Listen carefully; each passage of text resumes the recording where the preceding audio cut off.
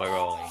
Hello and welcome to Pictures, Popcorn and Priss, the very first unscripted, unedited version of the last word in entertainment news in the world today. And today we are discussing the legend that is Sir Bruce Forsyth, the entertainment icon. Mr. Saturday Night himself has finally decided to lay in the reins after 10 years as the head presenter and Strictly Come Dancing, well, the presenter, him and, Tits with a Smile, Tess Daly. So basically, it's all over. Sir Brucey is gone, and we're here to discuss, is his legacy intact? Will he be remembered as the icon that he should be, or will he be remembered as a doddery old fool who couldn't read the order queue? Blackford's, your views, sir? My views are the fact the man's a legend. An absolute legend. In what respect? Well, he commanded our TV screen for so long. He did. What his debut? What was it? He was born 1926. He basically cut his teeth at the London Palladium with some of the absolute greats. He was obviously a wartime child, and he did his bit entertaining the troops during the Second World War. Yes. I think his first probably big break was the Generation Game. It was, yeah. I mean, probably 60s, 70s. We can call it popular memory, really, because it's been going for such a long time. He's done so many things. In current to say, being alive memory, it would have to be the Generation Game, surely. Yes, clearly. The icon, the early... cuddly toy. The cuddly toy, the much vaunted... If you've never seen early generation... You've never lived. 11th generation game, then you can tell that was very, very 70s, because the budget, shall we say, at best, is minimal. They've got a marker pen, a bit of glue, and a gold star for the winner, and of course... The glorious, glorious cuddly toy. That awful. Yeah, the awful, but yet glorious cuddly toy. I mean, this one really, there will be lots of arguments in Pictures, Popcorn and Priss, I can guarantee you, but this is one where we are I love the fact that slipped in now. It's Pictures, Popcorn and Priss. That's actually happened now, has it? Yes. That is actually Yes. the name now, is it? Well, look, we haven't got a name, basically. We've decided to do this, but we don't have a name, so if you have a better name in mind, send it on a postcard, send it on the comment roll that we'll throw onto this if we ever do record this. Well, this is recording now, so technically we could put this on YouTube now. We could put this on YouTube right and now. Probably Facebook as well. Well, yes, if anyone wants to listen to this, basically Pictures, Popcorn and Priss is all we've got right now. If you have a better suggestion, then we're all for it, because we can't think of one. Pretty much. We basically can't be asked to think of one. So yes, that was my half-assed attempt, basically, at a name. This is our function nationality, by the way. Yes, let's have a shout out to the music we're listening to here. We've literally just come across this on said YouTube. It's called Functionality. With a K. And it's called Deep Funky Jazz Beats. Deep Funky Jazz Beats? That's not what I wanted to say at all.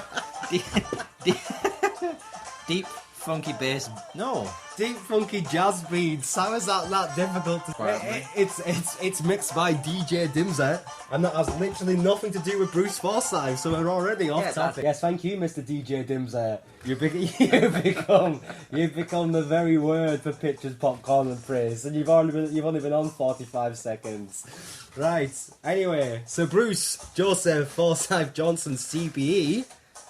That's his full name, by the way. Yes, that is his in case you didn't know it. Full name. His last name's Johnson. It's Johnson. He's not Forsyth at all. No, he's been lying to you for 6 decades.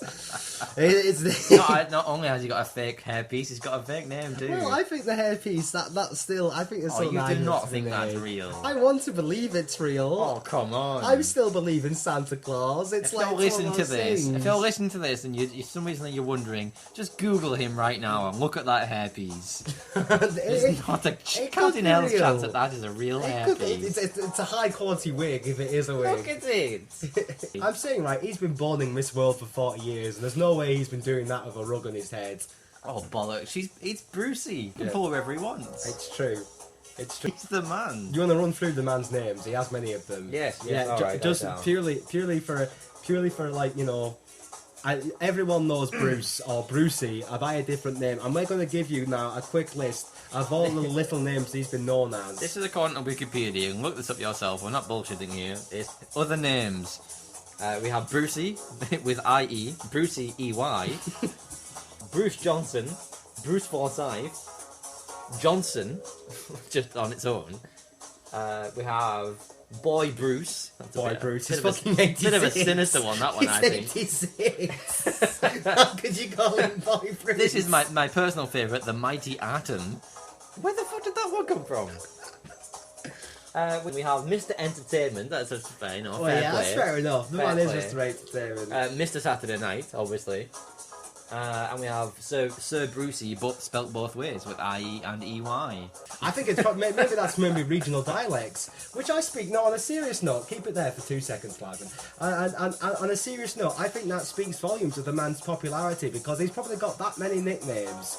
Because basically he has transcended the North-South divide. He is popular no matter where you go in this great little country of ours. If you go to Scotland, if you go to fucking South London, everybody knows Bruce Forsyth and will know him and at least respect that man for his legacy and his body of work. Good or bad, that guy has been there through it all. And I think, going back to my little rant about what I was talking about him, performing through the Second World War, it is worth remembering that his brother was killed in the Battle of Britain in 1943. Really? Yes, he was. Yeah, I didn't know that. the Royal Air Force. He still continued in entertaining the troops, entertaining the public masses while going through that, tremendous amount of personal loss, and that has to be respected. That guy did his part. 1943, look it up, it's all on Wikipedia. It's not listed from my fans to the views, I just googled it. I know nothing, literally, I'm just spouting shit here. Anyway, he spent years on stage with success and travelled the UK, working 7 days a week during summer sessions, partners and Are you reading this from Wikipedia Yes, now? yes I am. That means you can read it from there. Well, I'm struggling, I'm not going to lie, I haven't got my glasses on. What's this? Yeah, he's also been renowned for his one-man act, which he actually was doing last summer. In the break between last series of Strictly Come Dancing. How much that man can control a room. Oh, without a doubt. Without a doubt. Have I got news for you? Yes. That man controlled that room. He's come back. Yeah, look it up. Have I Got News for You is one of my absolute favourite programmes on British television. If anyone is listening to this, I do implore them to look up that episode of Have I Got News for You. Ian Hislop was all for it, a massive fan of Brucey because he's a comedian and respects the man, as he should. What's his name? Not Ian Hislop, excuse me, the other chap who's on it. And Have I Got News? Paul Merton. Yes. Paul Merton, completely up for it. Ian Hislop just fought like hell and frozen over, essentially. But the contrast between the three, the hero worship from Merton and the absolute attempted annihilation from Ian Hislop, it worked so magnificently.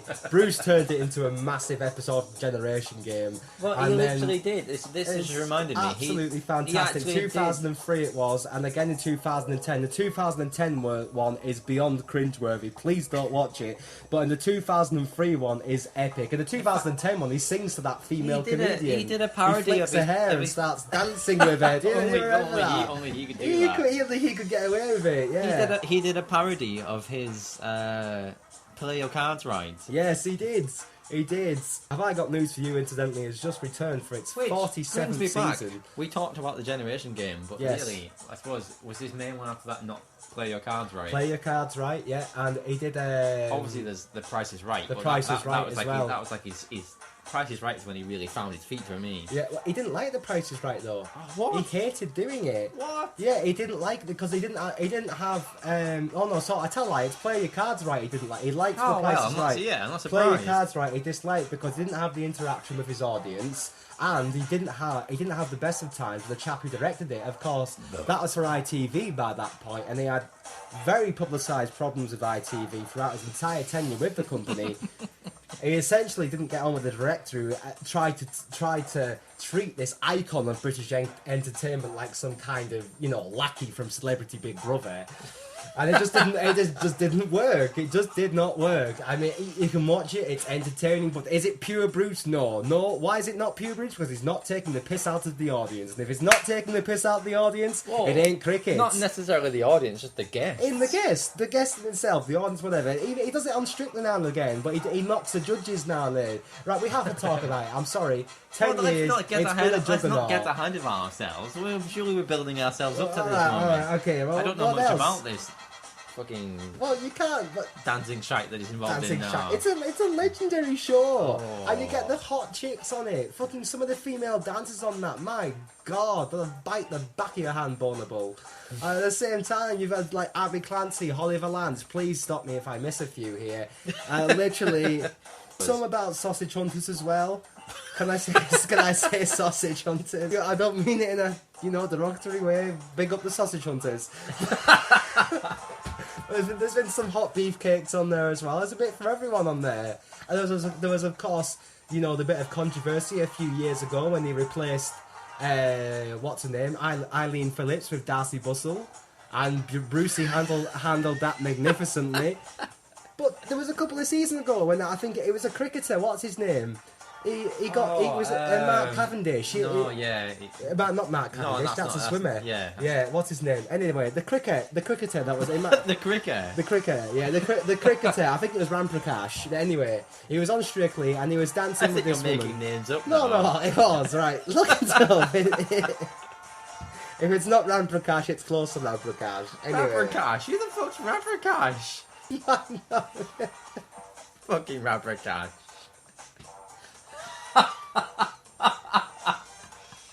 Right, anyway, yes, there was a year and a year before. It was a couple of years back. That essentially is what I'm trying to get at.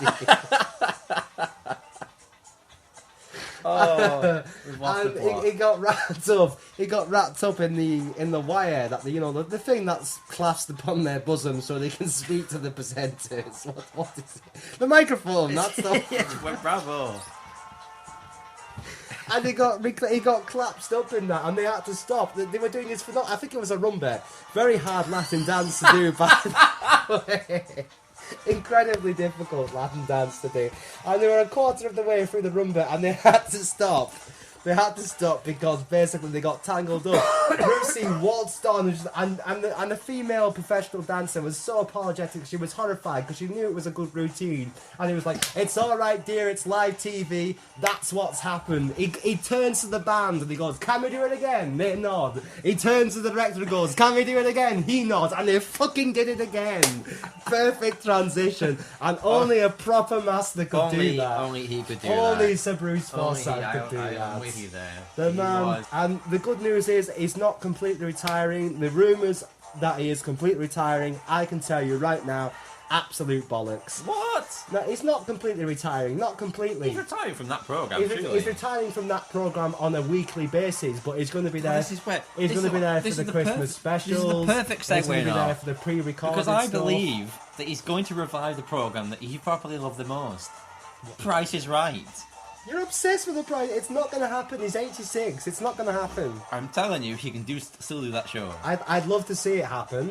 But can you imagine him bringing on these dollies now? They'd be about 40 themselves at least. Well, they wouldn't be the original dollies, would they? No, I'm just saying, the puppets would be saggy. Like that feckless guy that used to be on. Yeah, oh Christ, yeah. The seal. He was just a performing seal, yes. Yeah, just feed him a fish and he'll go all night, essentially. Yeah. Yes. He's going to go back to it, man. He's going to bring it back. It'd be fantastic. Bruce's Price is Right needs to come back. Well, we can ask that as well. We can ask that. All right, listeners, viewers, whatever you want to call yourself. Ideas, comments on the postcard. Will Bruce be back with a weekly Saturday night show again? I personally very doubt it. Yes, but still, if we could start something here, if we devoted this to Brucey, we could start something here. Imagine if this actually kickstarts something and Brucey comes back. Well, it'd be fantastic to see it happen. Plinko Plonko. Plinko Plonko. Fucking Plinko Plonko. Yeah, that was one addition to it. He can come back, man. Yole, yole, yole, yole. Yes. Yole, yole, yole, yole. Clearly. Yeah, well, yeah. It could happen. It could happen. Actually, no, am I wrong there? Is Plinko Plonko not the one where they drop the discs down the thing? Yeah, that's the one where they drop the disc. Is that not Plinko Plonko? That's Plinko Plonko. Oh, and so the what's the one called? With the yodeling dude. Yeah, I what's he have called? no idea. I can't remember. That's pretty much. That's pretty much it. Have we covered Brucey? I thought that we feel like we covered him enough. We haven't really covered. You can't. It's impossible. No, let's have a big shout out to the fact that he used to do things like this little golf putting challenge because he loves his golf, clearly. Oh yes. And he used to get the contestants to try and put a ball. Oh across a god, piece of yeah, cork. it's massive. Yeah, it's massive. You know, we actually give him that idea, and very, very few people know this. I thought it was his idea. He loves golf. It was his idea, but one of his long-standing golfing partners is the comedy writing legend. Anyone who respects scripts in any form knows this name, Eric Sykes. Oh, yes, really? Yeah, Eric Sykes, massively keen golfer in his day. How do you know this? I'm a fountain of useless information, my friend. Those two have been playing golf for many, many years. Very, very deep friends. And Eric Sykes basically turned to Brucey one day. It's actually also mentioned in Eric Sykes' autobiography. If I don't write it, somebody else will. And a phenomenally good read. If you haven't read it, if you have a respect for the man, please do read it. It's an epic, epic book. Anyway, he basically at some point mentions that him and Brucey were in some sort of foreign land and playing golf, and this idea just came to him and said, oh, you should shove this on the Generation game. The next week, Bruce had enough balls to go ahead and do it. And TV legendary once again made. The man's an icon, and you cannot. I mean, it is genuinely impossible to cover a man's career when it's gone like 5 decades plus in a 10-15 minute unscripted ramble. Basically, it's impossible. It's impossible. It's impossible, essentially. I still think the big wheel at the end was rigged. Oh, always. That wheel, when it wanted to, could run on for quite some time. Oh yeah, the little hamster in there. There was a little guy at the back, I'm sure. But yes, we've pretty much covered Brucey. We've given him a good. Give him a good hurrah. We've given him a good sing to. Yes. So basically, yes, if you listen to this, bless you for the patience. And if you have any comments, any ideas of what you would like to review, we're going to try and make this a weekly thing if we can. And once we come up with a name and an actual script, we're going to be right on that. Send us a message. Yeah, send us a message. Feedback. Feedback is the key to success. We will appreciate it, and we shall mention you. Because we're whores like that. We spent half this show imploring people to let us know if they listen to it. Yes. Anyway, yes, I'll let you have the final word. Well, it's a good night from him. We're not doing that, are we? That's so fucking... Yeah. We can't do that. That's an absolute outrage. That's another episode altogether. I'm sorry, the two Ronnies. Yes, exactly. That's the next episode right there. Yeah, surely that's the next episode. The two Ronnies. I don't know. That'd be an hour-long special, mate. I could go on about Ronnie Barker till the cows come home. Right, that's it then. The next episode will be about the two Ronnies. You heard it right there. But till then, farewell. Farewell indeed.